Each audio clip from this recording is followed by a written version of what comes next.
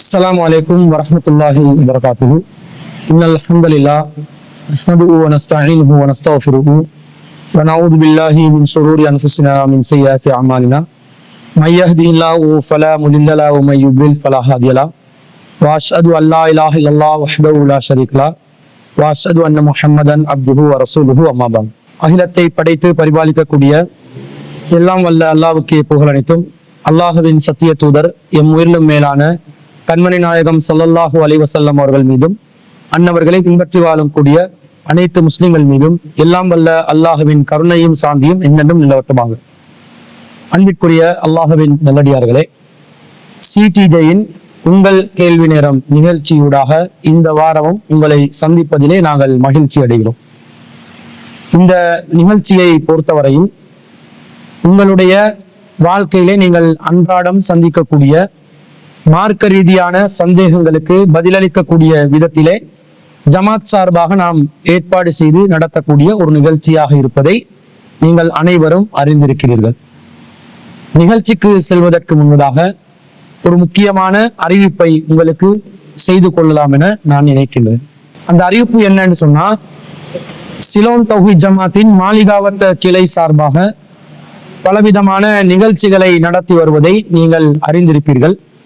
அந்த வகையிலே இன்ஷா அல்லாஹ் இந்த செப்டம்பர் மாதம் 27ஆம் திகதி சனிக்கிழமை மக்ரிபிலிருந்து சுபுஹ் நேரம் வரைக்கும் கொழும்பு வாழ் சகோதரர்களுக்கான ஒரு தர்பியா நிகழ்ச்சியை சிலோன் தௌஹீத் ஜமாத்தின் மாளிகாவத்த கிளை ஏற்பாடு செய்திருக்கிறார்கள். இந்த தர்பியா நிகழ்ச்சியின் நோக்கம் என்னவென்று சொன்னால், நாங்கள் ஒவ்வொருவரும் எங்களுடைய வாழ்க்கையிலே பலவிதமான வேலை பளுக்களோடும் குடும்பங்களோடும் பொருளாதார தேடலோடும் நாங்கள் அலைந்து திரிந்து கொண்டு இருக்கின்றோம். நம்முடைய ஈமானிய பலத்தை நாம் படிப்படியாக இந்த உலகத்தை நோக்கி சாய்ந்தவர்களாக இழந்து வருகிறோம். இந்த நேரத்தில் நாம் ஈமானுடனும் இஸ்லாத்துடனும் இறையச்சத்துடனும் நமது வாழ்க்கையை நாம் அமைத்துக் கொள்வதாக இருந்தால் நாம் அல் குர்ஆனுடனும் நபிவழியுடனும் அதிகமான தொடர்புகளை ஏற்படுத்திக் கொள்ள வேண்டும். அதே நேரத்துல நம்முடைய வாழ்க்கைக்கு தேவையான மார்க்க ரீதியான அறிவுரைகள், வழிகாட்டல்கள், ஆன்மீக ரீதியான பயிற்சிகள் நமக்கு அவ்வப்போது தேவைப்படும்.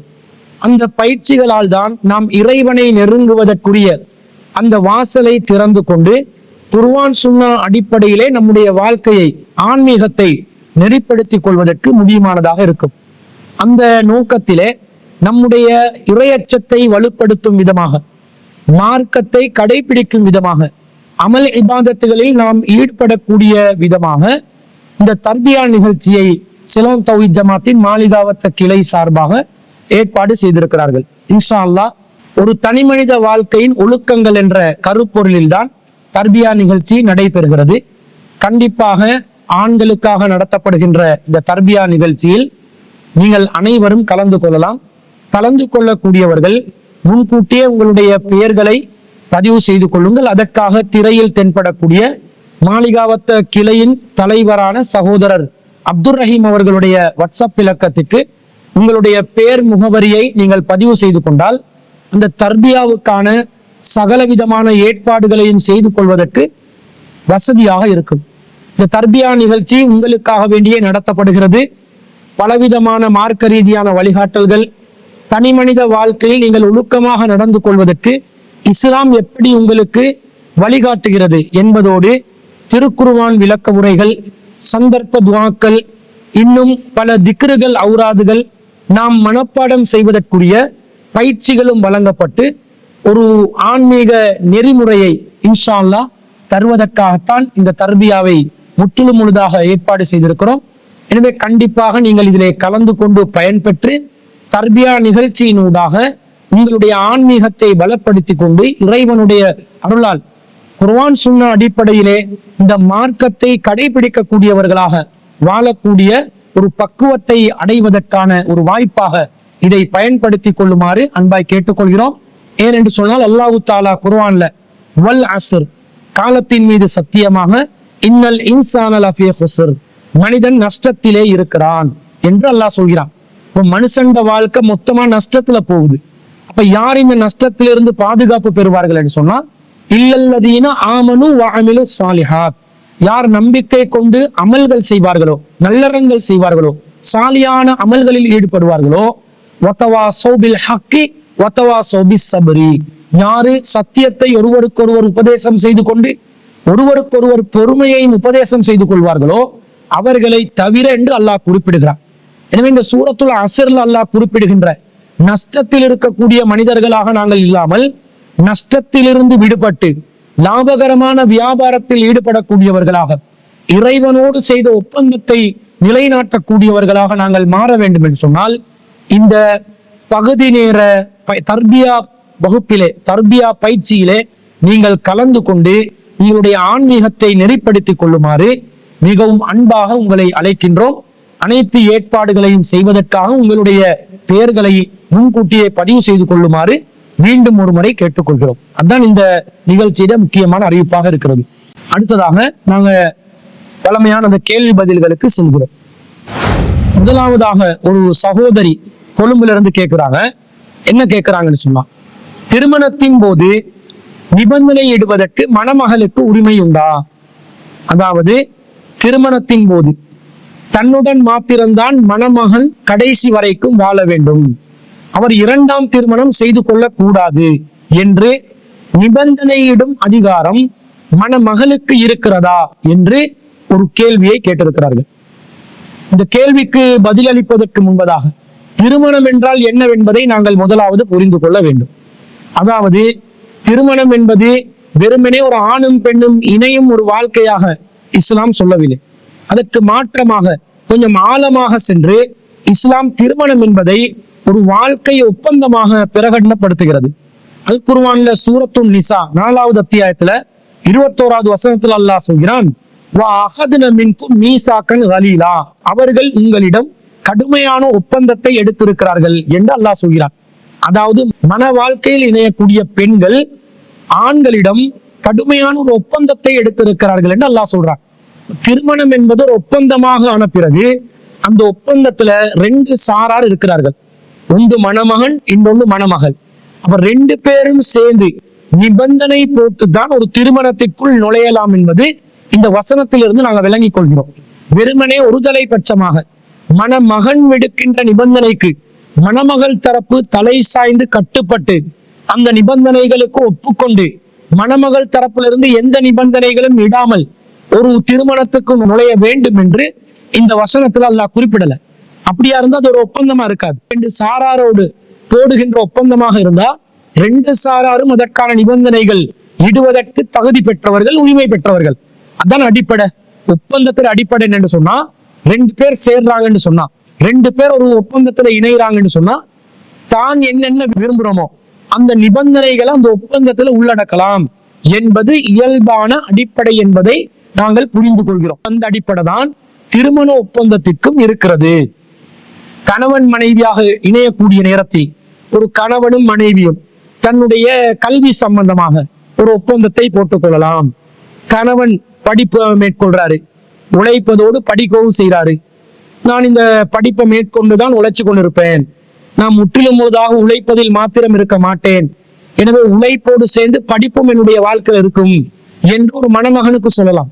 அதே போன்று மணமகளுக்கும் சொல்லலாம், நானும் திருமண வாழ்க்கையில இணைகிறேன், ஆனா என்னுடைய வாழ்க்கையில நான் குறிக்கோளாக ஒரு மருத்துவராகணும் என்று நான் சிறு வயசிலிருந்து எண்ணி இருக்கிறேன்.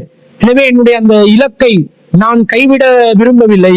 அந்த இலக்கை அடையக்கூடிய நிலையில்தான் இந்த திருமண ஒப்பந்தத்துக்குள்ள நானும் நுழைகிறேன். எனவே நான் திருமணம் முடித்தாலும் என்னுடைய இந்த கல்விக்கு நீங்கள் தடையாக இருக்கக்கூடாது என்று மார்க்க வரம்புகளுக்கு உட்பட்ட நிபந்தனைகளை ஒரு மணமகளும் இடலாமா இல்லையா? ஈடுவதற்கு மார்க்கத்தில் ஏதாவது தடை இருக்குதா? அல்லாஹ் தஆலா ஒப்பந்தம் என்று சொல்லிட்டான். ஒப்பந்தம் என்று சொன்னா 2 சாராரும் நிபந்தனை இடலாம் என்று வரும் என்றால், எது பாவமான காரியமோ அந்த காரியங்கள்ல எந்த ஒரு ஒப்பந்தமும் இல்லை. வரம்பு மீறுறதெல்லாம் ஒப்பந்தம் கிடையாது. ஷரியத்துக்கு உட்பட்ட, மார்க்கத்துக்கு உட்பட்ட அம்சங்கள்ல வரம்பு மீறாத நிலையில் ஒப்பந்தங்களை செய்து கொள்ளலாம் என்பது நாங்கள் இயல்பாக விளங்கிக் கொள்கிறோம். இதை நபிகள் நாயகம் ஸல்லல்லாஹு அலைஹி வஸல்லம் அவர்கள் இன்னும் விளங்கப்படுத்துறாங்க. உக்பத் இப்னு ஆமிர் ரலியல்லாஹு அன்ஹு அவர்கள் அறிவிக்கக்கூடிய செய்தி சஹீஹுல் புகாரியிலே 2721வது செய்தியாக பதிவு செய்யப்பட்டிருக்கிறது. அதுல ரசூல் ஸல்லல்லாஹு சொல்றாங்க, கால ரசூலுல்லாஹி ஸல்லல்லாஹு அலைஹி வஸல்லம், ரசூலுல்லாஹ் சொல்றாங்க, அஹக்கு ஷுரூதி அன் தூஃபு பிஹி, நீங்கள் நிறைவேற்றுவதற்கு மிகவும் தகுதி வாய்ந்த ஒப்பந்தம் எதுன்னு சொன்னா மஸ்தஹலல்தும் பிஹில் ஃபுரூஜ், அது உங்கள் மனைவியரை உங்களுக்கு அனுமதிக்கப்பட்டவர்களாக ஆக்கிக் கொள்வதற்காக நீங்கள் அவர்களிடமிருந்து ஏற்றுக்கொண்ட நிபந்தனைகள் தான் நீங்கள் நிறைவேற்றுவதற்கு மிகவும் தகுதியான நிபந்தனைகள் என்று நபி ஸல்லல்லாஹு அலைஹி வஸல்லம் அவர்கள் இந்த செய்தியில நேரடியாவே சொல்றாங்க. மனைவிமார்களுடைய கற்புகளை எங்களுக்கு ஆகுமாக்கி கொள்வதற்காக எதனால நிபந்தனையாக ஏற்றுக்கொண்டோமோ அந்த நிபந்தனைகளை தான் நாங்கள் நிறைவேற்றுவதற்கு தகுதி என்று நபி ஸல்லல்லாஹு அலைஹி வஸல்லம் அவங்க சொல்லியிருக்கிறாங்க. அப்போ அவங்க மகருடைய விஷயமா இருந்தாலும் சரி, மகர் சம்பந்தமாக அவங்களோட கோரிக்கையை நாங்க ஏற்றுக்கொள்றதுலையும் சரி, அல்லது வாழ்க்கை விஷயத்துல வேற ஏதாவது ஒன்றுல அவங்க நிபந்தனையாக திருமண வாழ்க்கையில முன்வைத்தார்கள் என்று சொன்னால் அதை ஏற்று நடப்பதற்கு நாங்கள் கடமைப்பட்டிருக்கிறோம், அதுதான் நீங்க நிறைவேற்ற வேண்டும் என்று நபி ஸல்லல்லாஹு அலைஹி வஸல்லம் அவர்கள் கூறியிருப்பதிலிருந்து நாங்கள் என்ன விளங்கிக் கொள்கிறோம்? திருமணம் என்றால் ஒரு ஒப்பந்தம், அந்த ஒப்பந்தத்துல ரெண்டு சாராரும் நிபந்தனைகள் இடலாம். அப்படி நிபந்தனையிட்டால் இரண்டு சாராரும் அந்த நிபந்தனைகளை கடைபிடிக்க வேண்டும் என்பது இஸ்லாத்தின் அடிப்படையாக இருக்கிறது. இந்த குர்ஆன் வசனம் சொன்ன திருமணம் என்பது வாழ்க்கை ஒப்பந்தம், அது கடுமையான ஒரு ஒப்பந்தம் என்று சொன்னதற்கு விளக்க உரையாக இந்த ஹதீஸ் அமைந்திருப்பதை நாங்கள் பார்க்கிறோம். அது மாத்திரமா, நபிகள் நாயகம் ஸல்லல்லாஹு அலைஹி வஸல்லம் அவர்களுடைய காலத்துல ரசூல் ஸல்லல்லாஹு அலைஹி வஸல்லத்தை திருமணம் முடிக்கும் போதே உம்மு ஸலமா ரலியல்லாஹு அன்ஹா அவர்கள் நிபந்தனை போட்டாங்க, சில விஷயங்களை ஒப்பந்தமாக வைத்தார்கள் என்ற செய்தியை நாங்கள் ஹதீஸ் நூல்கள்ல பார்க்கிறோம். எப்படி பார்க்கிறோம்? ரசூல் ஸல்லல்லாஹு அலைஹி வஸல்லம் அவர்கள் ஃபஹதபனி இலா நஃப்ஸி, நபி ஸல்லல்லாஹு அலைஹி வஸல்லம் அவர்கள் என்னை திருமணம் பேசினார்கள். ஃபலம்மா ஃபரக மின் மகாலத்திஹி, ரசூல் ஸல்லல்லாஹு அலைஹி வஸல்லம் அவர்கள் பேசி முடிந்த உடனே குல்து, நான் சொன்னேன், யா ரசூல் அல்லாஹ், அல்லாஹ்வின் தூதரே, வாபி அல்லாஹ் தகூன பிக ரஹ்பத்து ஃபிய, நான் உங்களை விரும்பாத நிலையில் இல்லை, நான் உங்களுக்குரியவளாக ஆகுவதற்கு எது தடையாக இருக்கிறது என்று சொன்னா என் விஷயத்தில் நான் ஒரு காரியத்துல பயப்படுகிறேன். என்ன பயப்படுகிறேன் தெரியுமா? வலாக்கின்னி இம்ராத்துன் ஃபிய கைரத்துன் சதீதத்துன், நான் ஒரு பெண்ணாக இருக்கிறேன், என்னிடம் கடுமையான ரோசம் இருக்கிறது. ஃபஅகாஃபு அன் தரா மின்னி ஷைஅன் யுஅذிபுனி அல்லாஹு பிஹி, இதன் காரணமாக நான் உங்கள் விஷயத்திலே ரோசப்பட்டு அல்லாஹ் இதனால் என்னை தண்டித்து விடுவானோ என்றுதான் நான் அஞ்சுகிறேன். அதே போன்று வான இம்ராத்துன் தஹல்து பிஸ்ஸின்னி, நான் ஒரு வயோதிபம் அடைந்த பெண்ணாக இருக்கிறேன். வான தாத்து அயாலின், எனக்கோ பிள்ளைகளும் இருக்கிறார்கள். இந்த நிலையில் நீங்கள் என்னை திருமணம் முடிப்பதாக இருந்தால் நான் யோசிக்கிறேன் என்று தன் தரப்பில் இருக்கக்கூடிய நிலைப்பாடுகள் என்னவென்பதை முன்வைக்கிறார்கள். அதுக்கு ரசூல் என்ன சொன்னாங்க? திருமணம் பேசி வந்தா நீங்க எந்த நிபந்தனையும் போடக்கூடாது, இதுகளை பத்தி எல்லாம் பேசக்கூடாது, நான் வைக்கிற நிபந்தனைக்கு மட்டும் நீங்க ஒப்புக்கொள்ளணும் என்று ரசூல் ஸல்லல்லாஹு அலைஹி வஸல்லம் அதை மறுத்தார்களா அல்லது அதை ஏற்றுக்கொண்டு அழகான பதில் சொன்னார்களா? எப்படி சொன்னாங்க? ஃபகால அம்மா மா ஸக்கர்தி மினல் கைரதி, நீங்கள் உங்களுடைய ரோசத்தை பற்றி குறிப்பிட்டீர்கள். ஃபஸௌஃப யுஹிது அல்லாஹு அஸ்ஸ வஜல்ல மின்கி, மகத்துவமும் மாண்பும் மிகுந்த அல்லாஹ் அதை உங்களிடமிருந்து போக்கிவிடக் கூடும். அம்மா மா ஸக்கர்தி மினஸ் சின்னி, உங்களுடைய வயசை பற்றி பேசினீர்கள். ஃபகத் அஸாபனி மிஸ்லுல்லதி அஸாபகி, உங்களுடைய வயசின் நிலைதான் நானும் இருக்கிறேன், உங்களுக்கு எது ஏற்பட்டிருக்கிறதோ அதே நிலையில் தான் நானும் இருக்கிறேன். அம்மா மா ஸக்கர்தி மினல் அயாலி, உங்களுடைய குழந்தைகளை பற்றி நீங்கள் குறிப்பிட்டீர்கள். ஃபஇன்னமா ரியாலுகி ரியாலி, உங்களுடைய குழந்தைகள் என்னுடைய குழந்தைகள் தான். எனவே இந்த விஷயத்துல ரோசத்தை அல்லாஹ் போக்குறதுக்கு துஆ செய்றேன். உங்களுடைய வயசை பத்தி நீங்க யோசிக்காதீங்க, என்னுடைய வயசும் அதுதான். குழந்தைகளை பத்தி யோசிக்கிறீங்களா?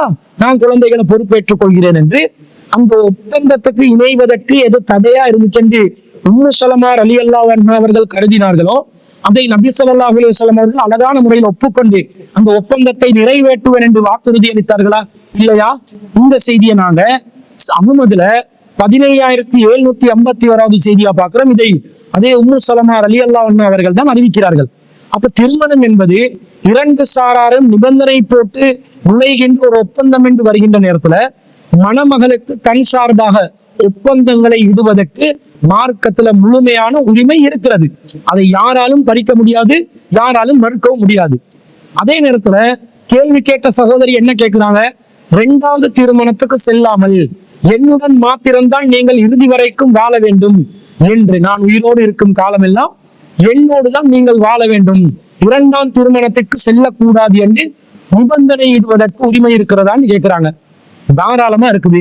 சரியத்துக்கு உட்பட்டதாக இருந்தால் அந்த நிபந்தனையை போடலாம் என்று ஏற்கனவே விளங்கி இருக்கிறோம். அப்ப இது சரியத்துக்கு உட்பட்டதா இல்லையான்றதுதான் பார்க்கணும். இது சரியத்துக்கு உட்பட்டதுதான். ஏன்? அல்லாஹ்வின் தூதர் ஸல்லல்லாஹு அலைஹி வஸல்லம் அவர்கள் தன்னுடைய மகளான ஃபாத்திமா ரலியல்லாஹு அன்ஹா அவர்களுக்கும் ஜைனப் ரலியல்லாஹு அன்ஹா அவர்களுக்கும் அவர்களை திருமணம் முடித்துக் கொடுக்கின்ற நேரத்துல பொறுப்பாளராக இருந்து திருமணத்தின் போது தன்னுடைய மகளோடு மாத்திரம் வாழ வேண்டும், தன்னுடைய மகள் இறக்கும் வரைக்கும் இன்னொருவரை மனைவியாக எடுத்துக்கொள்ளக் கூடாது என்று அலி பின் அபி தாலிப் ரலியல்லாஹு அன்ஹு அவர்களுக்கும் அபுல் ஆஸ் அவர்களுக்கும் நபி ஸல்லல்லாஹு அலைஹி வஸல்லம் அவர்கள் நிபந்தனையிட்ட செய்தியை நாங்க புகாரியில 3110வது செய்தியா பார்க்கிறோம். இதை ஹுசைன் பின் அலி ரலியல்லாஹு அன்ஹு அவர்கள் அறிவிக்கிறார்கள். எப்படி ஹதீஸ் வருதுன்னு சொன்னா, நபி ஸல்லல்லாஹு அலைஹி வஸல்லம் அவர்கள் இந்த ஒரு முறை இருக்கிற நேரத்துல இந்த அலி இப்னு அபி தாலிபின் ஹத்ப இப்னத அபி ஜஹ்லின் அலா ஃபாத்திமதி அலைஹிஸ்ஸலாம், அலி பின் அபி தாலிப் ரலியல்லாஹு அன்ஹு அவர்கள் ஃபாத்திமா ரலியல்லாஹு அன்ஹா அவர்கள் இருக்கும் போதே அபூ ஜஹலுடைய மகளை திருமணம் பேசினார்கள். ஃபஸமிஅத்து ரசூலுல்லாஹி ஸல்லல்லாஹு அலைஹி வஸல்லம், ரசூலுல்லாஹ் இது கேள்விப்பட்ட உடனே யக்துபுன் நாஸ ஃபீ ஸாலிக அலா மின்பரிஹி ஹாதா, இந்த விஷயம் சம்பந்தமாக ரசூல் ஸல்லல்லாஹு அலைஹி வஸல்லம் அவர்கள் மின்பரிலே ஏறி குத்துபா செய்தார்கள், சொற்பொழிவு நிகழ்த்தினார்கள். வான யௌமைதின் முஹ்தலிமுன், அந்த நேரத்தில் நானோ நல்லது கெட்டது அறியக்கூடிய பருவ வயதை அடைந்த ஒரு இளைஞனாக இருந்தேன் என்று ஹசன் பின் அலி ரலியல்லாஹு அன்ஹு அறிவிக்கிறாங்க. ரசூலுல்லாஹ் என்ன சொன்னாங்க? ஃபகால இன்ன ஃபாத்திமத மின்னி, ஃபாத்திமா என்பவர் என்னை சேர்ந்தவர். வான அதஹவ்வஃபு அன் துஃப்தனு ஃபீ தீனிஹா, ஃபாத்திமா அவருடைய விஷயத்தில் சோதனைக்குள்ளாக்கப்படுவாரோ என்று நான் அஞ்சுகிறேன். சும்மதக்கர சிஹ்ரன் லஹு மின் பனி அப்தி ஷம்ஸின், பின்னர் நபி ஸல்லல்லாஹு அலைஹி வஸல்லம் அவர்கள் பனு அப்தி ஷம்ஸ் குலத்தாரை புகழ்ந்தார்கள். ஃபஅஸ்னா அலைஹி, அவர்களை புகழ்ந்து பேசினார்கள். முஸாஹரத்திஹி இய்யா, அந்த பனு அப்தி ஷம்ஸ் குலத்தை சேர்ந்த அபுல் ஆஸ் என்று சொல்லக்கூடிய தன்னுடைய மருமகன் நல்ல முறையில் நடந்து கொண்டதை குறித்து நபி ஸல்லல்லாஹு அலைஹி வஸல்லம் அவர்கள் புகழ்ந்து பேசினார்கள் என்று அந்த செய்தியில வருது. மேலும் நபி ஸல்லல்லாஹு அலைஹி வஸல்லம் சொல்றாங்க, ஹத்தஸனி ஃபஸதகனி, அபுல் ஆஸ் அவர்கள் என்னுடன் பேச்சுவார்த்தை நடத்தினாரு. ஃபஸதகனி, அவர் அதை உண்மைப்படுத்தினார். வவஅதனி, அவர் எனக்கு வாக்குறுதி அளித்தார். ஃபவஃபாலி, அதை அவர் எனக்கு நிறைவேற்றினார். வஇன்னி லஸ்து உஹர்ரிமு ஹலாலன் வலா உஹில்லு ஹராமன், நான் அல்லாஹ் ஹலாலாக்கியதை ஹராமாக்கவும் இல்லை, அல்லாஹ் ஹராமாக்கியதை ஹலாலாக்கவும் இல்லை. வலாக்கின் வல்லாஹி லா தஜ்தமிஉ பின்து ரசூலில்லாஹி ஸல்லல்லாஹு அலைஹி வஸல்லம் வ பின்து அதுவில்லாஹி அபதா, மாறாக அல்லாஹ்வின் தூதருடைய மகளும் அல்லாஹ்வுடைய எதிரியின் மகளும் ஒரு சேர திருமணம் முடித்துக் கொள்வதற்கு நான் ஒருபோதும் அதை அனுமதிக்க மாட்டேன் என்று சொல்லி நபி ஸல்லல்லாஹு அலைஹி வஸல்லம் சொன்னதா வருது. இப்ப ரசூலுல்லாஹ் தன்னுடைய மருமகனான அலி ரலியல்லாஹு அன்ஹு அவர்களோடு ஃபாத்திமா ரலியல்லாஹு அன்ஹா அவர்களை சோதனைக்கு உட்படுத்தாமல் அவங்களோட மாத்திரம் கடைசி வரைக்கும் வாழணும் என்று சொல்லி பேசி இருக்கிறார்களா இல்லையா? நிபந்தனை போட்டு இருக்கிறாங்க. அதே போல தன்னுடைய அப்துல் ஷம்ஸ் குலத்தை சேர்ந்த தன்னுடைய மருமகனான அபுல் ஆஸ் அவர்களுடன் நிபந்தனை போட்டு இருக்கிறாங்களா இல்லையா? போட்டு இருக்கிறாங்க. அபுல் ஆஸ் என்பவர் அந்த நிபந்தனை, அந்த ஒப்பந்தத்தை நிறைவேற்றினார் என்று ரசூல் ஸல்லல்லாஹு அலைஹி வஸல்லம் சொல்றாங்க. இந்த செய்தியில மேலதிகமாக விரிவாக புகாரியில 5230வது செய்தியாக பதிவு செய்யப்பட்டிருக்கிறது. இதை முஸ்வர் இப்னு மஹ்ரமா என்பவர் அறிவிக்கிறார். சமயத்து ரசூலுல்லாஹி ஸல்லல்லாஹு அலைஹி வஸல்லம் யகூல் வஹு அலல் மின்பரி, ரசூலுல்லாஹ் மின்பரில் இருந்த நிலையில் சொன்னார்கள், நான் அதை செய்மடுத்தேன். இன்ன பனி ஹிஸாம் இப்னு முகீரா, பனு ஹிஸாம் இப்னு முகீரா என்ற குலத்தார் இஸ்தஅதனு ஃபீ ஐ யுன்கிஹு இப்னதஹும் அலி இப்னு அபி தாலிப், என்னிடம் அலி இப்னு அபி தாலிபை அவர்களுடைய குலத்தாரில் ஒருவரான அபூ ஜஹலுடைய மகளுக்கு திருமணம் முடித்து தருமாறு கோரிக்கை வைக்கிறார்கள், அனுமதி கேட்கிறார்கள். ஃபலா ஆதனு, நான் அதற்கு அனுமதிக்க மாட்டேன். சும்மலா ஆதனு, பிறகு மீண்டும் நான் அதை அனுமதிக்க மாட்டேன். சும்மலா ஆதனு, பிறகும் நான் அதை அனுமதிக்க மாட்டேன். இல்லா ஐ யுரீது இப்னு அபி தாலிபின் ஐ யுத்தல்லிக இப்னதி, அலி இப்னு அபி தாலிப் அவர்கள் என்னுடைய மகளை தலாக் செய்துவிட்டு வயன்கிஹு இப்னதஹும், அபூ ஜஹலுடைய மகளை வேண்டும் என்றால் திருமணம் செய்து கொள்ளட்டும். ஃபஇன்னமா ஹிய பாலத்துன் மின்னி, ஃபாத்திமா என்பவர் என்னுடைய ஒரு பகுதியாவார். யுரிபுனி மா அராபஹா வயூதீனி மா ஆதாஹா, அவரை வெறுப்படைய செய்வது என்னை வெறுப்படைய செய்வதாகும், அவரை மனவேதனை செய்வது என்னை மனவேதனை செய்வதற்கு சமமாகும் என்று நபி ஸல்லல்லாஹு அலைஹி வஸல்லம் அவங்க சொல்றாங்க. அப்ப நபி ஸல்லல்லாஹு அலைஹி வஸல்லம் அவங்க என்ன சொல்லி தர்றாங்க? ஏற்கனவே ஒரு ஒப்பந்தத்துல நிபந்தனைகள் விட்டுட்டோம், அந்த நிபந்தனைகளை யாரு முறிக்கிறாங்களோ அவர்கள் வேண்டுமென்றால் தலாக் சொல்லி பிரிஞ்சிட்டு போட்டோம். நிபந்தனையை ஒழுங்கா அவங்க நிறைவேற்றாமல் இருக்கிறார்கள், எனவே தலாக் சொல்லி வேண்டுமென்றா அவங்க பிரிஞ்சிட்டு போட்டுமே தவிர அதற்கு மாற்றமாக நிபந்தனைகள் அவர்கள் முறித்த நிலையிலும் இந்த திருமணத்தை தொடரும் என்றதை எதிர்பார்க்க கூடாது என்று சொல்றாங்க. என்றால் நிபந்தனை இடப்பட்ட நிபந்தனைகளுக்கு எவ்வளவு முக்கியத்துவம் கொடுக்கப்பட்டிருக்குதுன்னு பாருங்க. அப்ப இது மணமகள் நிபந்தனையாக போடலாம், மணமகள் சார்பாக அவருடைய பொறுப்பாளர் வழி நிபந்தனையாக போடலாம். திருமணம் தன்னோடு மாத்திரம்தான் தன்னை தாண்டி இன்னொரு பெண்ணோடு வாழக்கூடாது என்ற நிபந்தனை இடுவதற்கு மணமகள் சார்பாக அவருடைய பொறுப்பாளருக்கோ அல்லது நேரடியாக மணமகளுக்கோ 100% உரிமை இருக்கிறது என்று குர்ஆன் ஹதீஸிலிருந்து நாங்கள் விளங்கிக் கொள்கிறோம். இதை சில முஸ்லிம் சமூகத்தில் உள்ள ஆண்கள் ஏற்றுக்கொள்ளாமல், மனசு ஏற்றுக்கொள்ளாத நிலையில் இதை மறுத்து பேசுவதற்கு இடம் இருக்கிறது. ஆனா இது சொல்லி தந்தது யாரு? அல்லாஹ்வின் தூதர் ஸல்லல்லாஹு அலைஹி வஸல்லம் அவர்கள். அல்லாஹ்வின் தூதர் ஸல்லல்லாஹு அலைஹி வஸல்லம் என்ன சொல்றாங்க? அல்லாஹ் ஹலால் ஆக்கினது நான் ஹராமாக்கல்ன்றாங்க, அல்லாஹ் ஹராம் ஆக்கினது நான் ஹலால் ஆக்கவும் இல்லைன்றாங்க.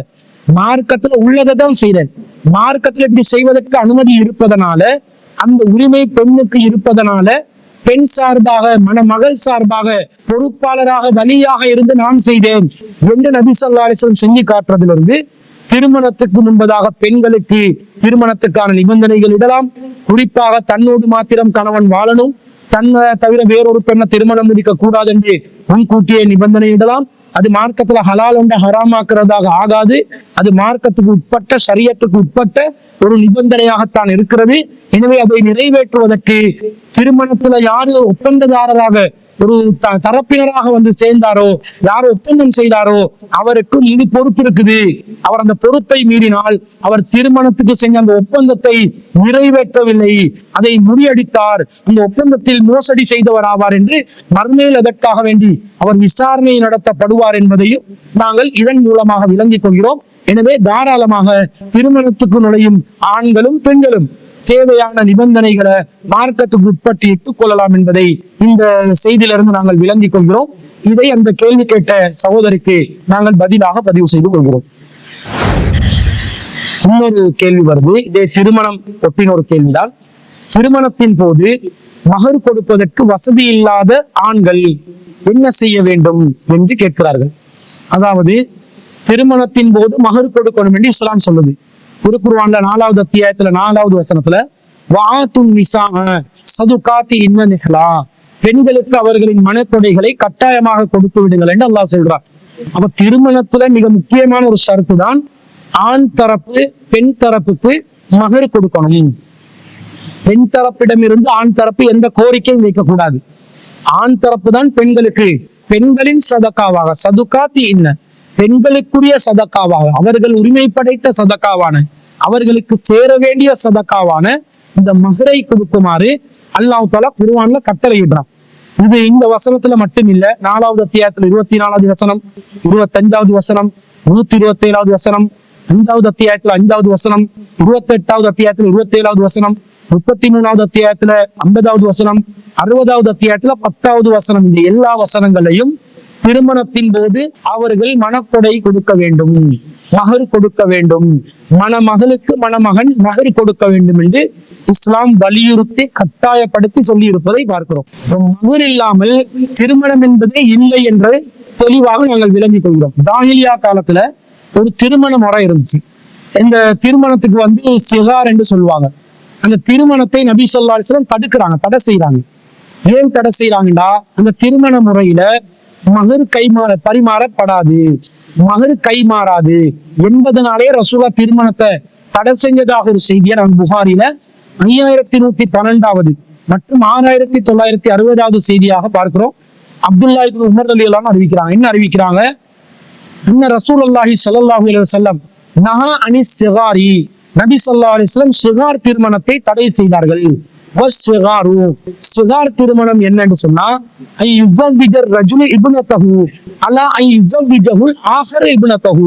ஒருவர் என்னுடைய மகளை நான் உனக்கு திருமணம் செய்து தருகிறேன், நீ உன்னுடைய மகளை எனக்கு திருமணம் செய்து தர வேண்டும் என்று ஒப்பந்தம் செய்து கொண்டு விதித்துக் கொண்டு மனமுடித்து வைப்பதுதான் சிஹார் என்று சொல்லப்படுகிறது.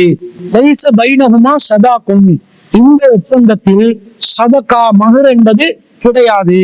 எனவே நபி ஸல்லல்லாஹு அலைஹி வஸல்லம் அவர்கள் இந்த திருமண முறையை ரத்து செய்தார்கள் என்ற செய்தியை நாங்க பார்க்கிறோம். அதே மாதிரி சஹீஹ் முஸ்லிம்ல 2770வது செய்தியில நாங்கள் பார்க்கிறோம், நபி ஸல்லல்லாஹு அலைஹி வஸல்லம் அவர்கள் கால நஹா ரசூலுல்லாஹி ஸல்லல்லாஹு அலைஹி வஸல்லம் அனி சிகாரி, சிகார் திருமணத்தை ரசூலுல்லாஹ் தடை செய்தார்கள். சிகார் திருமணம் என்னென்றா, ஒருவர் மற்றவரிடம் நான் என் மகளை உனக்கு திருமணம் செய்து தருகிறேன், நீ உன் மகளை எனக்கு திருமணம் செய்து தர வேண்டும். அதே போன்று நான் என் சகோதரியை உனக்கு திருமணம் செய்து தருகிறேன், நீ உன் சகோதரியை எனக்கு திருமணம் செய்து தர வேண்டும் என்று ஒப்பந்தம் செய்து கொள்வதுதான் இந்த சிகார் என்று சொல்லப்படுகிறது. இந்த சிகார் என்பது மகர் பரிமாறப்படாத ஒரு திருமணமாக இருப்பதனால இதை நபி ஸல்லல்லாஹு அலைஹி வஸல்லம் அவர்கள் தடை செய்தார்கள் என்ற செய்தியை நாங்க பார்க்கிறோம். அப்ப மகர் இல்லாத திருமண முறையை ரசூலை தடுக்கிறாங்க. மகர் எவ்வளவு முக்கியமானதுன்னு விளங்குதா இல்லையா? மிக மிக முக்கியமான ஒரு விஷயம் மகர். ஆனா நம்ம சமூகத்துல என்ன பண்றாங்கடா, மகர் என்ற பேர்ல ஒரு ஏமாற்றத்தை செய்கிறார்கள். 1001 ரூபாவை மகர் என்று வைப்பாங்க. அந்த காலத்துல 101 ரூபா வச்சாங்க. இப்ப கொஞ்சம் அட்வான்ஸா 1001 ரூபா வைக்கிறாங்க. இப்படி 1001 ரூபா, 101 ரூபா, 10,001 ரூபாய் என்று மகர் வைக்கிறது இல்ல. மகர் என்பது, மகர் என்பதை பெண்கள் தீர்மானிக்க வேண்டும். மணமகளாக யார் இருக்கிறாங்களோ அவங்கதான் மணமகளோட கடைசி கால வர காட்டிலும் வாழ்க்கையை நடத்தணும். அந்த வாழ்க்கை எப்படி அவங்களுக்கு அமையும் என்றது தெரியாது, அல்ல எப்படி நாடி இருக்கிறான் என்றது தெரியாது. அதனால கடைசி நிமிஷம் வர காட்டிலும் வாழப்போற ஒரு வாழ்க்கைக்கு அந்த நுழைவதற்கு முன்பதாக ஒரு பணத்தொகையை முன்கூட்டியே பெற்றுக் கொள்ளும் உரிமையை அல்லாஹ் தஆலா பெண்கள் தரப்பு கொடுக்கணும். சதுகாத்தின் நிகழாது, அவர்களுக்குரிய சதுகா, அவர்கள் தான் அதை தீர்மானிக்க வேண்டும்.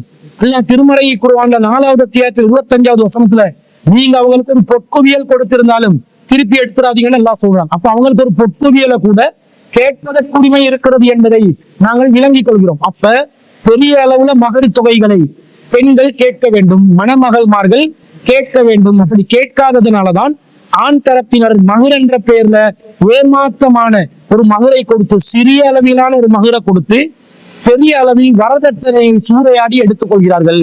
சீதனம் சீர்வரிசை என்ற பெயர்ல வீடு வசதி, வீடு வாகனம், கார் பங்களா சீர்வரிசை என்ற பெயர்ல பலவிதமான பொருளாதார சூறையாடல்களில் ஆண்கள் ஈடுபட்டு கொண்டு இருக்கிறார்கள் என்பதை நாங்கள் பார்க்கிறோம். அப்ப மகர் என்பது ரொம்ப முக்கியம். அப்ப இந்த மகரை கொடுக்கறதுக்கு வசதி இல்லாட்டி மணமகன் என்ன செய்வது? மகர் கொடுக்கறதுக்கு வசதி இல்ல, இவ்வளவு வலியுறுத்தி சொல்லப்பட்ட ஒரு விஷயம், அவர் வசதி இல்லைன்னு சொன்ன ஒரு காரணத்துக்காக வேண்டி வெறுமனே மார்க்கம் அதை கொடுக்காமட்டா பரவாயில்ல என்று சொல்லுமா? சொல்லாது. இஸ்லாம் எந்த அளவுக்கு சொல்லுது என்று சொன்னால், திருமணத்துக்கு நுழைவதாக இருந்தால் ஆண்களுக்கு முதலாவது ஒரு கட்டளையை போடுது. என்ன கட்டளை? நபிகள் நாயகம் ஸல்லல்லாஹு அலைஹி வஸல்லம் அவர்கள் ஒரு முறை அல்கமா மற்றும் அஸ்வத் ரஹ்மத்துல்லாஹி ஆகியோர் அப்துல்லா இப்னு மஸ்ஊத் ரலியல்லாஹு அன்ஹு அவர்களுடைய சபைக்கு போறாங்க. தகல்து மஅ அல்கமத வல் அஸ்வதி அலா அப்துல்லா, அப்துல்லா இப்னு மஸ்ஊத் ரலியல்லாஹு அன்ஹு சபைக்கு அல்கமா அவர்களும் அஸ்வத் அவர்களும் செல்கிறார்கள். ஃபகால அப்துல்லா இப்னு மஸ்ஊத் ரலியல்லாஹு அன்ஹு சொல்றாங்க, குன்னா மஅன் நபி ஸல்லல்லாஹு அலைஹி வஸல்லம் ஷபாபன், நாங்கள் ரசூலுல்லாஹ்வுடைய காலத்துல இளைஞர்களாக இருந்தோம். லா நஜிது ஷைஅன், ஆனா எங்களுக்கு எந்த பொருளும் இல்லாமல் இருந்தது, திருமணத்துக்கு வசதி இல்லாமல் இருந்தது. ஃபகால லனா ரசூலுல்லாஹி ஸல்லல்லாஹு அலைஹி வஸல்லம், ரசூலுல்லாஹ் எங்களுக்கு என்ன கட்டளை இட்டார்கள் தெரியுமா? யா மஅஷர ஷபாப், இளைஞர்கள் கூட்டமே, மனிஸ்ததா மின்குமுல் பாஅத, உங்கள யாருக்கு பாஅத் இருக்குதோ, திருமணத்துக்கு பராமரிப்புக்கு வசதி இருக்கிறதோ, ஃபல்யதஸவ்வஜ், அவர் திருமணம் முடித்துக் கொள்ளட்டும். திருமணம் முடிப்பதாக இருந்தால் சக்தி உள்ளவர்கள் திருமணம் முடித்துக் கொள்ளட்டும். ஃபஇன்னஹு அகல்லு லில் பஸரி, அதுதான் பார்வை தாழ்த்துவதற்கு உகந்தது. வஅஹ்ஸனு லில் ஃபரஜி, அதுதான் கற்பை பேணிக் கொள்வதற்கு நல்லது. வமல் லம் யஸ்ததி, திருமணத்துக்கு வசதி யாருக்கு இல்லையோ ஃபஅலைஹி பிஸ்ஸௌம், அவர் மீது நோன்புதான் கடமை. ஃபஇன்னஹு லஹு விஜாஉன், அது அவருக்கு ஆசையை கட்டுப்படுத்தக்கூடியதாக அமையும் என்று நபி ஸல்லல்லாஹு அலைஹி வஸல்லம் அவர்கள் சொன்னதாக அப்துர் ரஹ்மான் இப்னு யஸீத் ரஹ்மத்துல்லாஹி அலைஹி அவர்கள் சொல்கிறார்கள். சஹீஹ் புகாரிலே 5066வது செய்தியாக நாங்கள் பார்க்கிறோம். இதே செய்தி நசாயில 2211வது செய்தியாகவும் பதிவு செய்யப்பட்டிருக்கிறது. அப்போ வசதி இல்லாதவர்களுக்கு இஸ்லாமிய மார்க்கத்துல நோன்பு நோட்பதுதான் கடமை. இச்சையை கட்டுப்படுத்திக் கொள்ளக்கூடிய விதத்துல நோன்பை நோற்றுக் கொள்ளுங்கள். ஒரு நாள் விட்டு ஒரு நாள் சரி, அதிகபட்சமாக நீங்கள் என்ன செய்யலாம், நோன்பு நோற்றுக் கொள்ளலாம். இதை தாண்டி நீங்க வசதியே இல்லை, திருமணத்துக்குள்ளதான் நான் நுழையணும், எனவே இஸ்லாத்தில் உள்ள ஒரு சருத்தான மகிர் என்றதை நான் இல்லாம தான் திருமணத்துக்குள்ள நுழைவேன்டா, அது இஸ்லாமிய மார்க்கத்தில் உள்ள நிபந்தனைகளை முறியடிக்கிற ஒரு பாவமாக அது மாறிவிடும். வசதி இல்லாத இளைஞர்களை கண்டால் இஸ்லாம் என்ன சொல்லுது தெரியுமா? வசதி படைத்தவர்களுக்கு அந்த வசதி இல்லாத இளைஞர்களை திருமணம் முடித்து வைப்பதற்கு உதவி செய்யுமாறு இஸ்லாமிய மார்க்கம் சொல்கிறது. 24வது அத்தியாயத்துல 32வது வசனத்துல அல்லாஹ் சொல்கிறான்,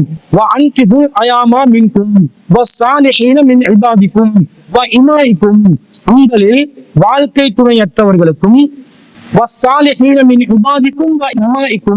நல்லோரான உங்களின் ஆண் அடிமைகளுக்கும் பெண் அடிமைகளுக்கும்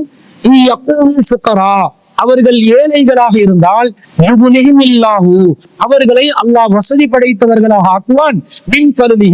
அல்லாஹ்வின் அருட்கொடையின் கொண்டு நீங்க என்ன பண்ணுங்க, அவர்களுக்கு திருமணம் முடிச்சு வைங்க அல்லாஹ் சொல்கிறான்.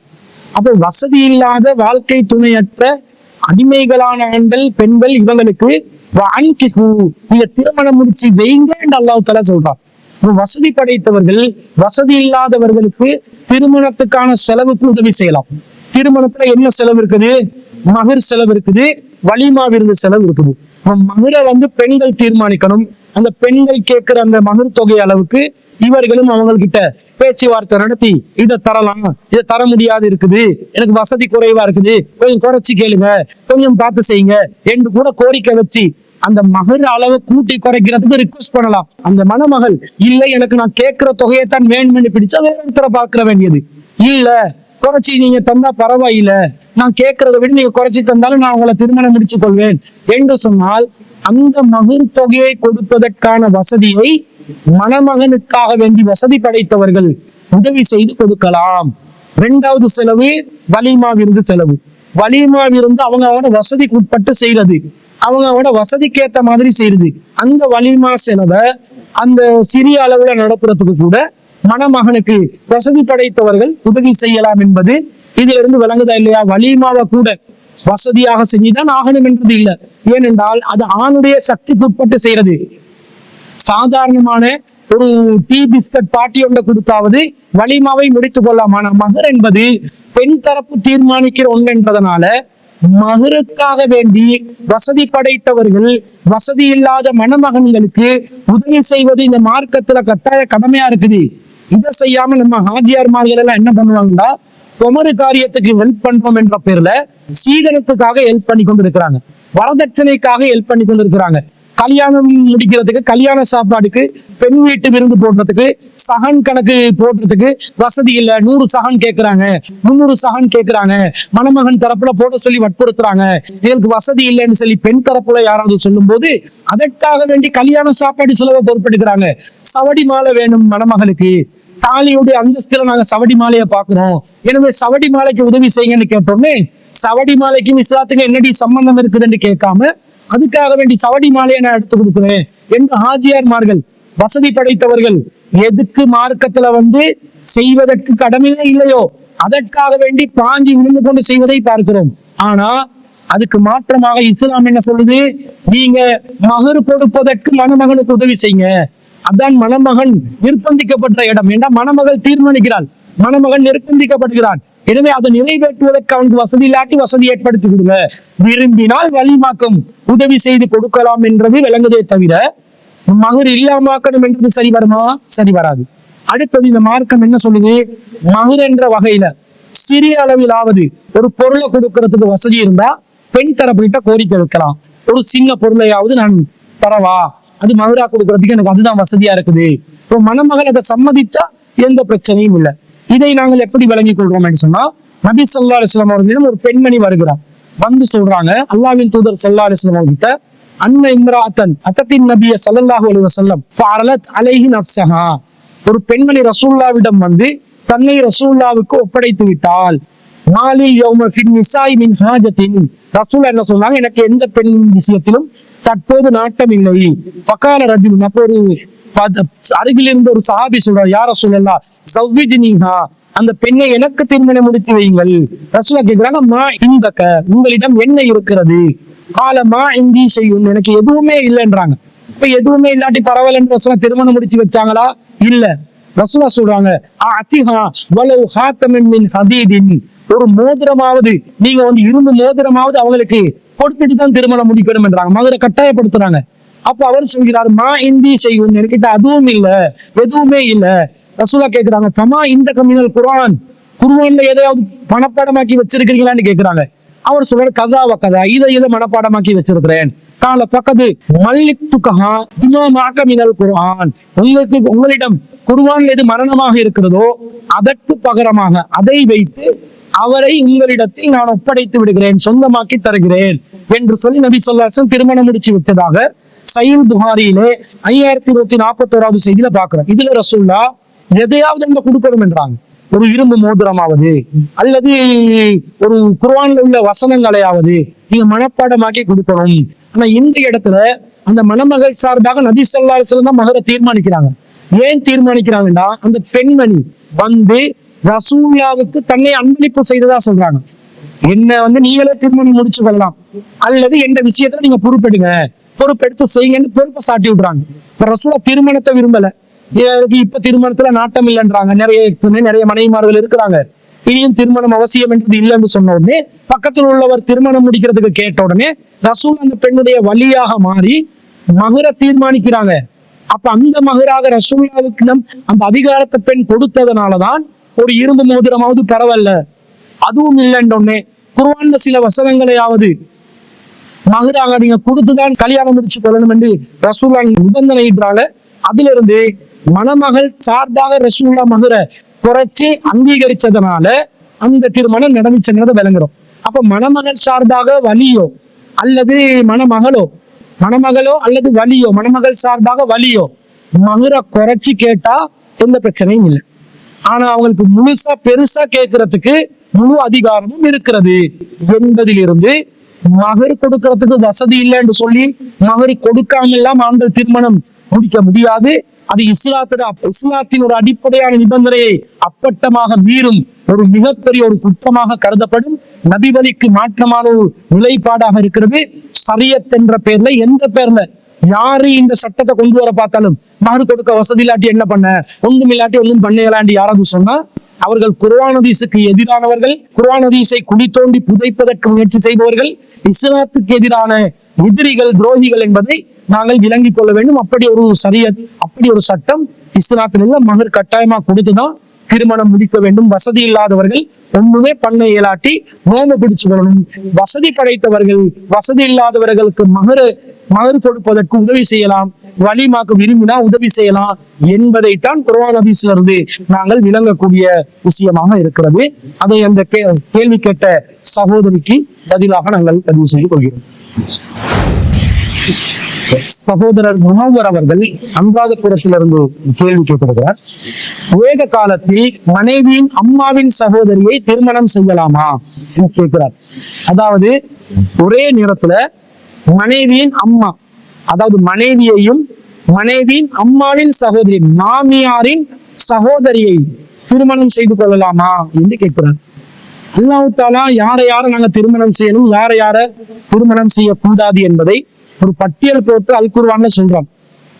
4வது அத்தியாயத்தில் 23வது வசனத்துல சுர்ரிமத் அலைக்கும் உம்மஹாத்துக்கும், உங்களோட தாய்மார்கள் உங்களுக்கு தடை செய்யப்பட்டவர்கள், வபனாத்துக்கும் உங்களுடைய பெண் பிள்ளைகள், வா அகவாத்துக்கும் உங்கள் சகோதரிகள், வா அம்மாத்துக்கும் உங்கள் தந்தையின் சகோதரிகள், வஹாலாத்துக்கும் உங்கள் அன்னையின் தந்தையின் சகோதரிகள் என்றா மாமிமார்கள், வஹாலாத்துக்கும் உங்கள் அன்னையரின் சகோதரிகள், சாட்சி பெரியம்மாவை திருமணம் முடிக்க இயலாது, வபனாத்துல் அஹி உங்கள் சகோதரரின் பெண் பிள்ளைகள், வபனாத்துல் உக்தி உங்கள் சகோதரியின் பெண் பிள்ளைகள், வஹும்மாத்துக்கும் உல்லாத்தி அர்லானக்கும் உங்களுக்கு பாலூட்டிய தாய்மார்கள், அகவாத்துக்கும் மினர் ரலாஅத்தி பாலூட்டியதன் மூலமாக சகோதரிகளானவர்கள், உம்மஹாத்து நிசாஇக்கும் உங்கள் மனைவிமார்களின் தாய்மார்கள், அவர்களையும் திருமணம் முடிப்பதற்கு முடியாது, மாமியார்களை திருமணம் முடிக்க முடியாது என்று சொல்லி அல்லாஹ் தஆலா ஒரு பட்டியலை போடுறார். அப்ப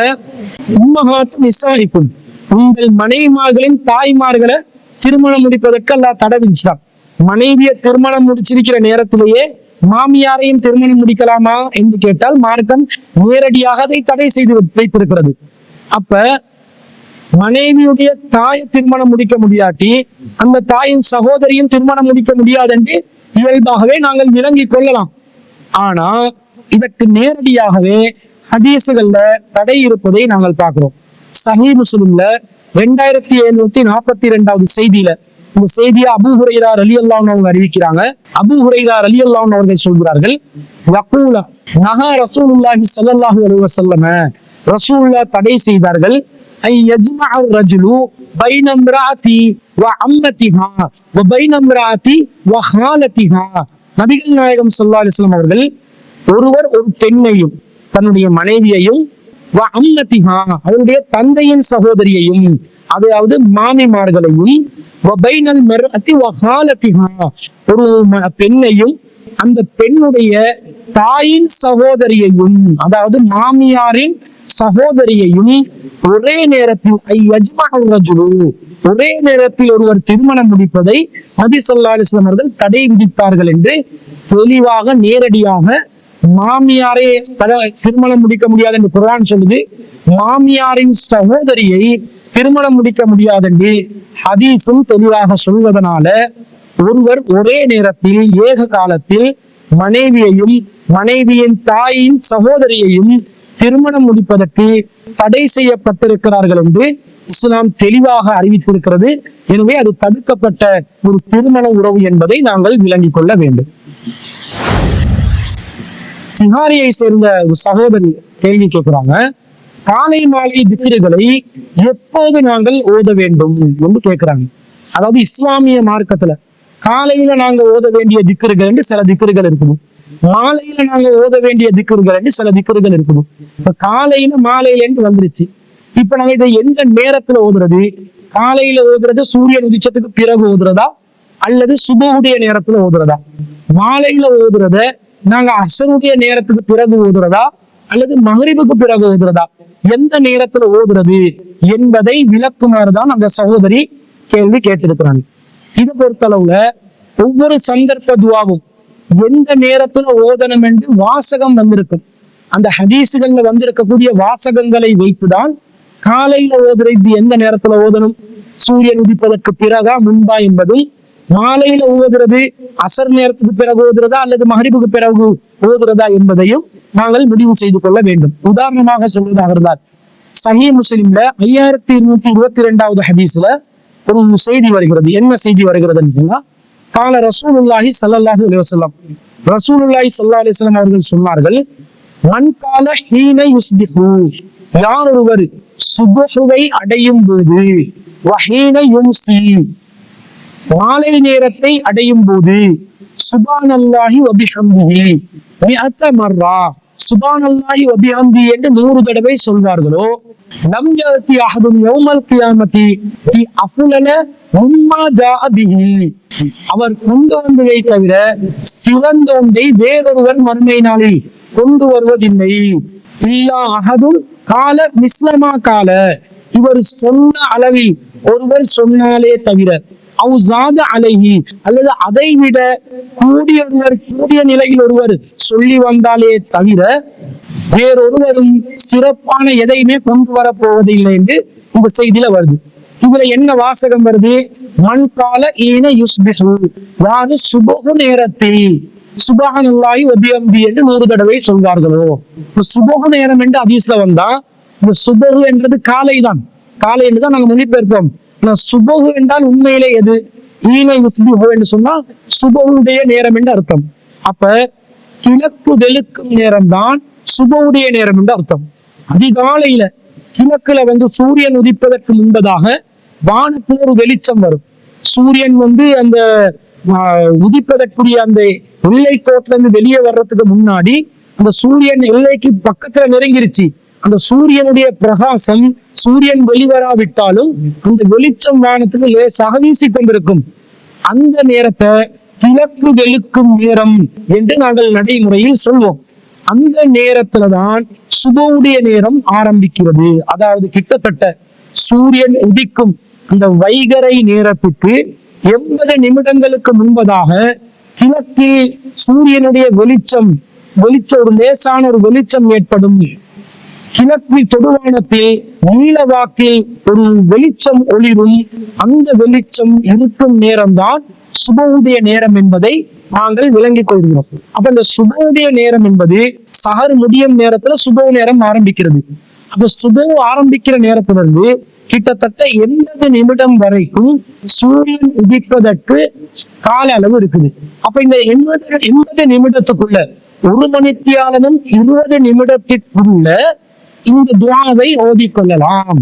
அப்போ ஒருத்தர் சுபவு நேரத்துல சுபவு தொழுவதற்கு முன்பதாகவோ அல்லது தொழுவதற்கு பிறகோ, அந்த முன்பு நேரமோ பின்பு நேரம் தொழுகைக்கு பிறகு ஓத வேண்டும் என்று இந்த ஹதீஸ்ல இந்த வாசகத்திலும் இல்லை.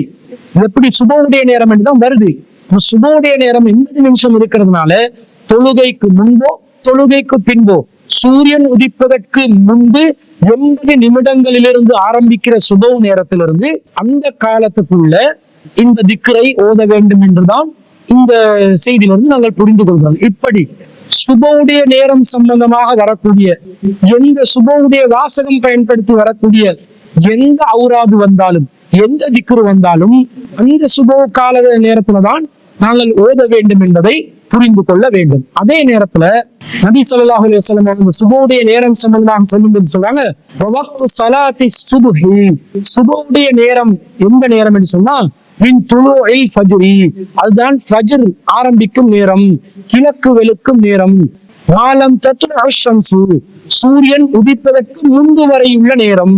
சுபவுடைய நேரம் என்றா அந்த கிழக்கு வெளுக்கிற நேரத்திலிருந்து சூரியன் உதிப்பதற்கு முன்புள்ள நேரம் என்று நபி ஸல்லல்லாஹு அலைஹி வஸல்லம் சொல்றாங்க. சூரியன் உதிப்பதற்கு ஆரம்பித்தால் தொழுகையை நீங்கள் நிறுத்திக் கொள்ளுங்கள் என்று நபி ஸல்லல்லாஹு அலைஹி வஸல்லம் சொல்றாங்க. இந்த செய்தி சஹீஹ் முஸ்லிம்ல 1075வது செய்தியா பதிவு செய்யப்பட்டிருக்கிறது. அப்துல்லா இப்னு அம்ர் ரலியல்லாஹு அன்ஹு அறிவிக்கிறாங்க. அப்ப இதுல இருந்து என்ன விளங்குது? சூரியன் உதிச்ச பிறகு சுபோடைய வக்து முடிஞ்சிருச்சு. அப்ப சூரியன் உதித்ததற்கு பிறகு சுபோ என்ற வார்த்தையை பயன்படுத்தி வரக்கூடிய அவுராதுகளை நாங்க ஓத முடியாது, அதுக்கு முன்புதான் ஓத வேண்டும் என்பதை புரிந்து கொள்கிறோம். அதே மாதிரி ஹீன யும்சி என்று வருது, மாலை நேரம் என்று வருது. மாலை நேரம் என்ற எந்த நேரம்? அசருடைய நேரம் தான் மாலை நேரம். அப்ப அசருடைய நேரத்திலிருந்து சூரியன் மறையும் வரைக்கும் உள்ள நேரம் தான் மாலை நேரம். சூரியன் மறைந்த பிறகு இரவு நேரம் ஆரம்பித்து விடுகிறது. இப்ப மாலை நேரத்துல ஓது வேண்டும் வந்தா அசருடைய வக்துடைய நேரம் ஆரம்பிப்பதிலிருந்து சூரியன் மறையும் வரைக்கும் உள்ள நேரத்தை தான் மாலை நேரம் என்று குறிக்கிறது. அசருடைய நேரம் சம்பந்தமாக நபி ஸல்லல்லாஹு அலைஹி வஸல்லம் என்ன சொல்றாங்கடா, ஒரு முறை ஜிப்ரீல் அலைஹிஸ்ஸலாம் வந்து தொழுகையோட ஆரம்பம் இறுதி நேரம் சம்பந்தமாக ரசூலுல்லாஹ்க்கு கற்றுக் கொடுத்து போறாங்க. ஒரு நாள் ஜிப்ரீல் அலைஹிஸ்ஸலாம் வந்து சும்ம ஜாஅஹு ஹீன கான லில்லு குல்லி ஷைஇன் மிஸ்லஹு. ஒரு நாள் ரசூல் ஸல்லல்லாஹு அலைஹி வஸல்லம் மற்றும் ஜிப்ரீல் அலைஹிஸ்ஸலாம் வந்து ஒவ்வொரு பொருளும் அதனுடைய பொருளின் அளவிற்கு நிழல் இருக்கும் போது ஜிப்ரீல் அலைஹிஸ்ஸலாம் அவர்கள் வந்தார்கள். ஃபகால கும் ஃபஸல்லில் அஸ்ர, எழும்பி இப்ப அஸ்ர தொழுங்க என்று நபி ஸல்லல்லாஹு அலைஹி வஸல்லம் சொல்றாங்க. ஃபகாம ஃபஸல்லல் அஸ்ர, ரசூலுல்லாஹ் எழும்பி அஸ்ர தொழுங்காங்கன்னு வருது. அதாவது ஒவ்வொரு பொருளும் ஒரு ஈட்டியை நாங்க நட்டினோம் என்றா, ஒரு அடி நீளமுள்ள ஈட்டியை நட்டினோம் என்றா அந்த ஈட்டியின் நிழலும் ஒரு அடி அளவுக்கு இருக்கும் போது அசர் நேரம் ஆரம்பிக்கிறது. அதே போன்ற அதே ஹதீஸ்ல சும்ம ஜாஹு ஹீன கான லில்லு குல்லி ஷைஇன் மிஸ்லைஹி, பிறகு ஜிப்ரீல் அலைஹிஸ்ஸலாம் வந்தார்கள்.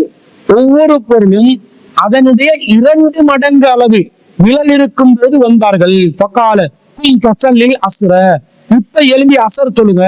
ஃபகாம ஃபஸல்லல் அஸ்ர, ரசூலுல்லாஹ் எழும்பி அசர தொழுங்காங்கன்ற செய்தியை பார்க்கிறோம். அதாவது ஒரு ஈட்டிய ஒரு அடி அளவுல உயரமுள்ள ஈட்டி 2 அடி உயரம் அளவுக்கு நிழல் வரும்பொழுது அசருடைய நேரம் முடிவடைகிறது என்று நபி ஸல்லல்லாஹு அலைஹி வஸல்லம் அவருக்கு கற்றுக் கொடுத்து ரசூல் ஸல்லல்லாஹு அலைஹி வஸல்லம் ஜிப்ரீல் அலைஹிஸ்ஸலாம் சொல்றாங்க, இதுதான் தொழுகையோட ஆரம்பமும் இறுதியும். இந்த ஒவ்வொரு தொழுகைக்கும் சொல்றாங்க. அசர் அந்த மாலை நேரம் சம்பந்தமாக வருவதனால இந்த பகுதியை மட்டும் சொல்கிறோம். இந்த செய்தி இப்னு ஹிப்பான்ல 1472வது செய்தியாக பதிவு செய்யப்படுகிறது. ஜாபிர் இப்னு அப்துல்லா ரலியல்லாஹு அன்ஹு அவர்கள் அறிவிக்கிறார்கள். அப்ப அசருடைய நேரம் என்றா ஒரு பொருள் அந்த பொருளுடைய பொருளுடைய அளவுக்கே நிழல் வரும்போது அசர் ஆரம்பமாகுது. பொருளுடைய 2 மடங்கு அளவுக்கு நிழல் வரும்போது அசர் முடிவடைகிறது.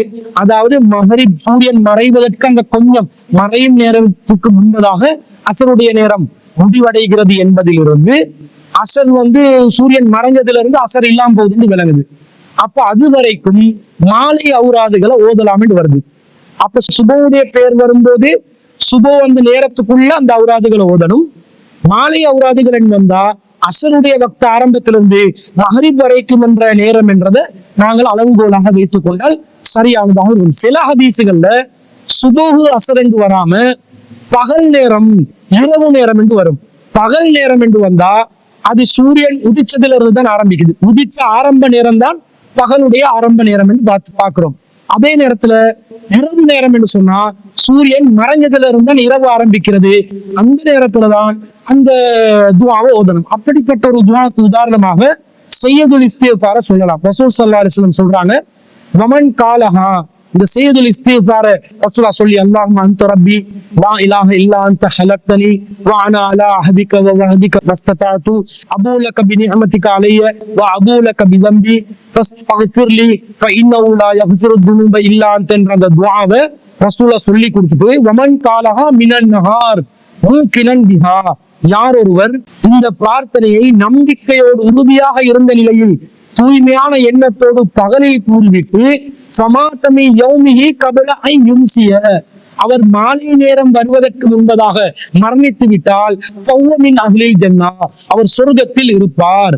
வமன் காலஹா மினல் லைலி, யார் ஒருவர் இதை இரவு நேரத்தில் சூரியன் மறைஞ்சதுக்கு பிறகு ஓதி வஹுவ மூகினன் பிஹா, உறுதியாக நம்பிக்கை வைத்த நிலையில் இதை ஓதி சமாத்த கபல ஐ யுஸ்பிஹ, சுபோக்கு முன்பதாக அதை ஓதிக்கொண்டால் ஃபஹுவ மின் அஹ்லில் ஜன்னah, அவர் சொர்க்கவாசியாக இருப்பார் என்று ரசூலா சொல்றாங்க.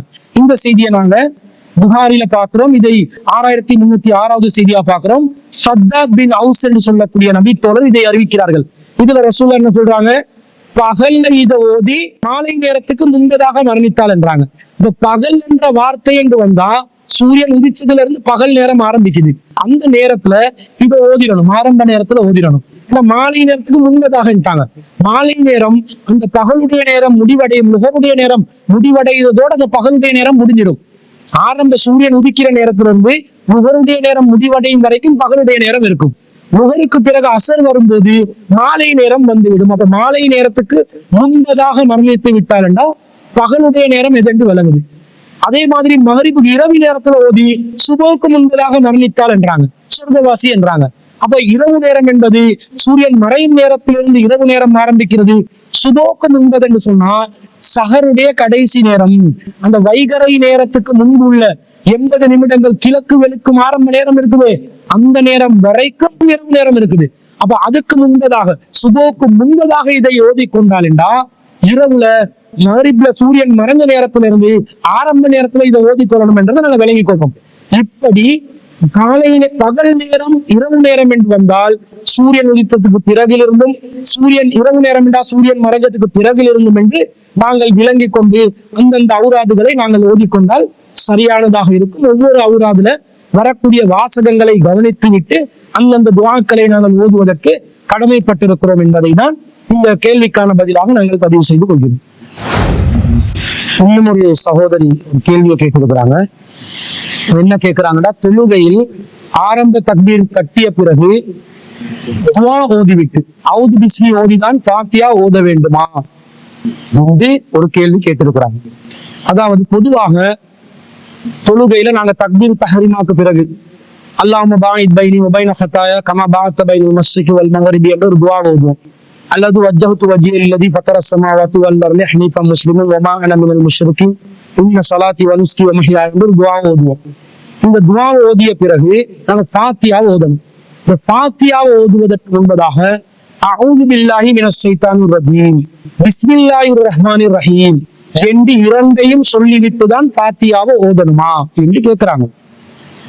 அதாவது பொதுவாக அல் குர்ஆனை நாங்கள் ஓதினால் ஷைத்தானிடமிருந்து பாதுகாவல் தேட வேண்டும் என்று அல்லாஹ் தஆலா குர்ஆன்ல சொல்றான். குர்ஆன்ல சூரத்துன் நஹ்ல்ல 16வது அத்தியாயத்துல 98வது வசனத்துல அல்லாஹ் சொல்றான், ஃபஇதா கரஅத்தல் குர்ஆன, நீங்கள் குர்ஆனை ஓதினால் ஃபஸ்தஇது பில்லாஹி மினஷ் ஷைத்தானிர் ரஜீம், விரட்டி அடிக்கப்பட்ட ஷைத்தானுடைய தீங்கை விட்டும் அல்லாஹ்விடம் பாதுகாவல் தேடுங்கள் என்று அல்லாஹ் தஆலா குர்ஆன்ல சொல்றாங்க. அப்ப நாங்க குர்ஆனை ஓதும் போது பொதுவாக அஊது பில்லாஹி மினஷ் ஷைத்தானிர் ரஜீம் என்று தான் ஓதணும்.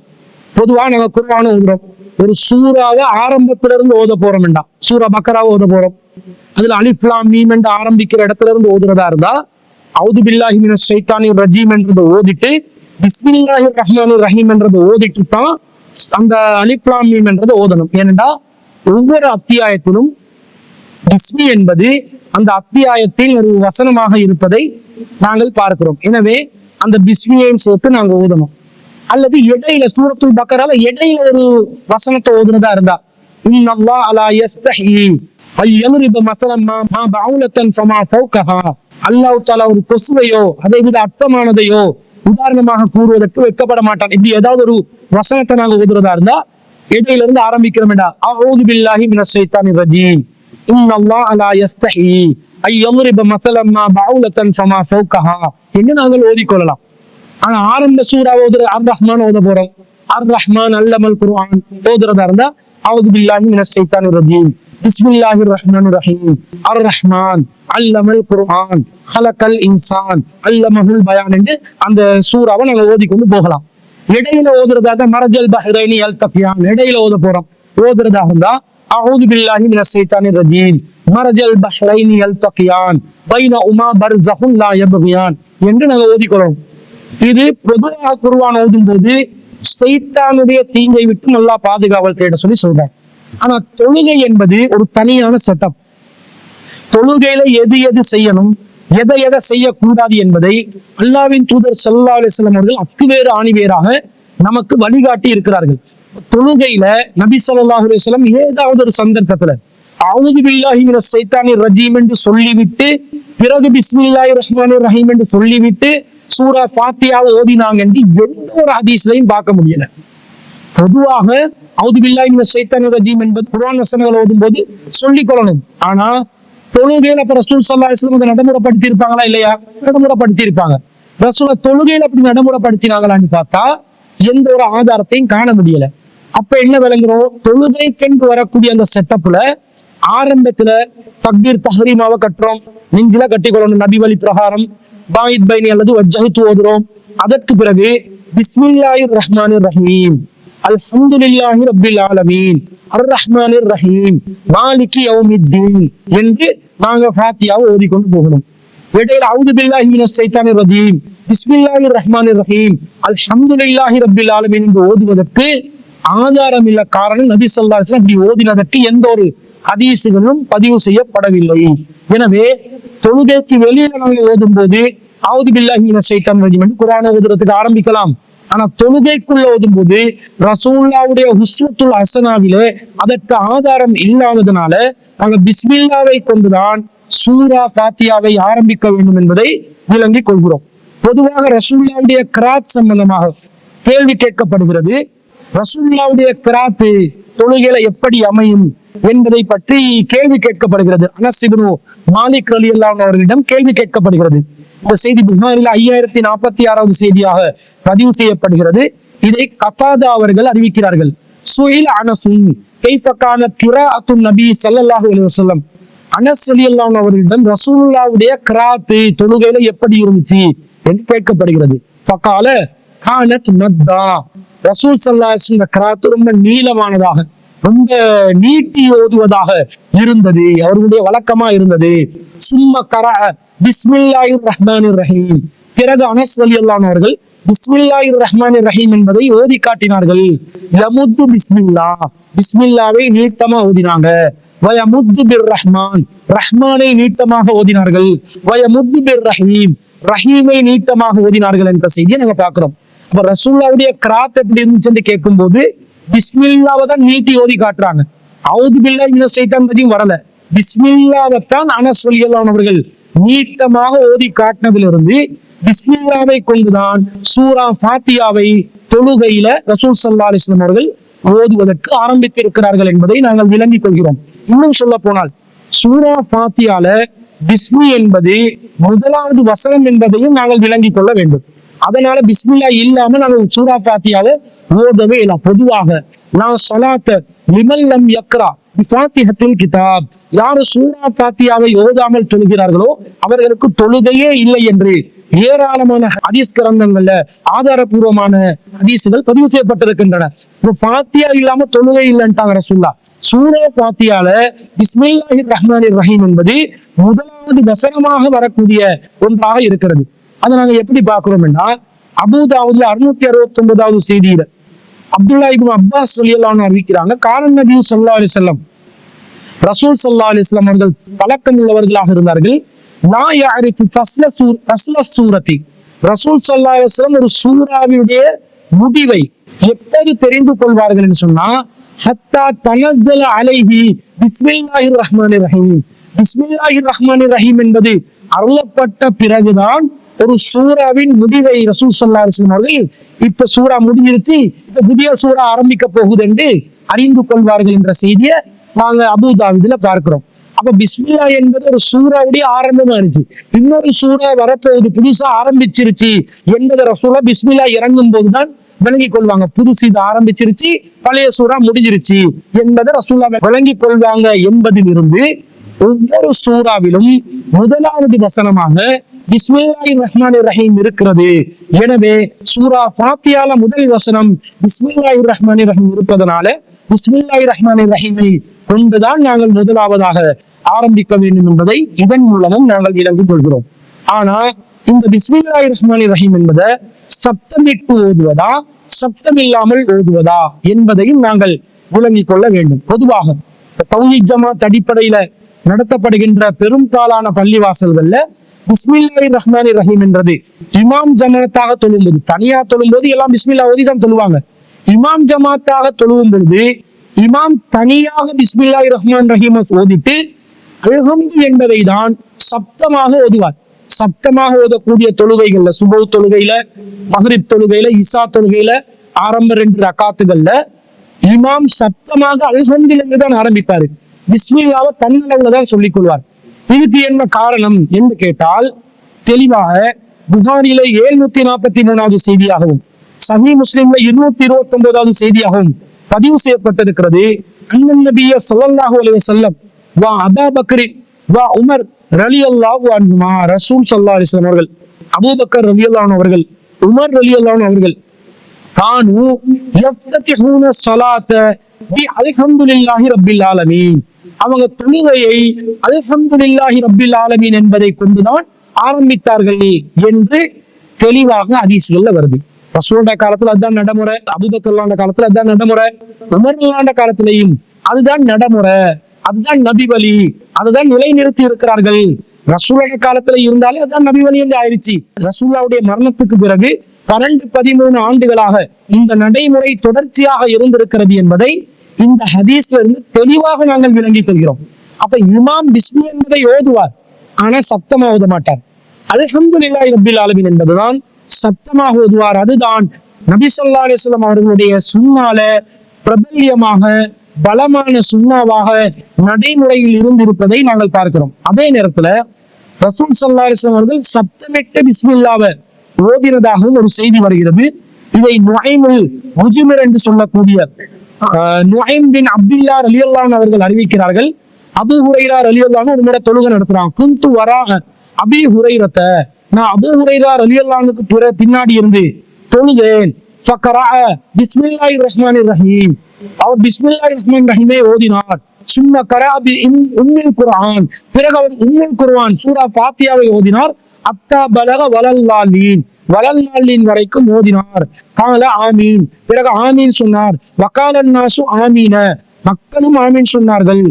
வயகூலு குல்லமா சஜத அல்லாஹு அக்பர், அவர் சஜதா செய்த நேரத்தில் அல்லாஹு அக்பர் என்று சொன்னார். வயகூலு இதா சல்லம, அவர் சலாம் கொடுத்தோன்னு சொன்னார்.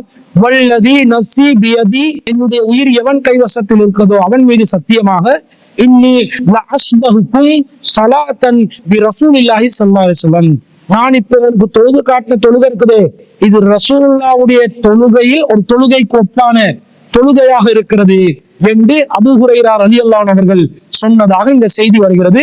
ஹாக்கிம்ல 814வது செய்தியாக பதிவு செய்யப்பட்டிருக்கிறது.